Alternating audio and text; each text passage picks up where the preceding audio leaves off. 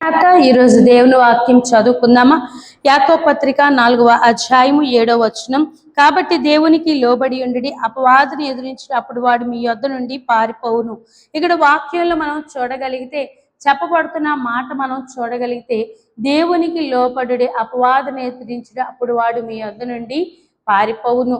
ఇక్కడ వాగ్దానం ఇవ్వబడుతుంది. ఎంతమంది సాతాను చేతను మరి చూడండి, భయంకరమైన చెల్లంగులు మరి ఇటువంటి చెడు మరి శక్తుల ద్వారా బాధపడుతూ ఉన్నారో, సాతాను శోధనల వల్ల బాధపడుతున్నారో, దయ్యం మరి దయ్యాల పీడితులైన వారు, అలాగే చూడండి మరి చెడు దర్శనములు అనగా సాతాను వల్ల కలుగు దుష్ట దర్శనములతో బాధపడుతూ ఉన్నారు.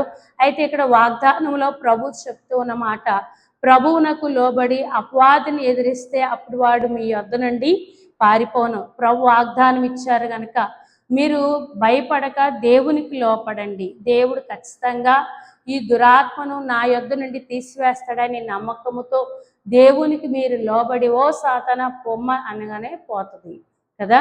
మరి ఇక్కడ వాగ్దానం చెప్పిన అపవాదిని ఎదిరించిన అప్పుడు వాడు మీ యొద్ద నుండి పారిపోను. కనుక మీలో ఎంతమందికి సాతాను శోధనలు, చిల్లంగులు, ఇతరమైన దుష్ట శక్తుల పీడితులైన వారు, అలాగే మరి దుష్ట స్వప్నములతో బాధపడుతూ ఉన్నారో మీ అందరి కొరకు ప్రార్థన చేసుకుందామా? మహోన్నతుడా, సర్వాన్నతుడా, నీకు వందనాలు ప్రభువా.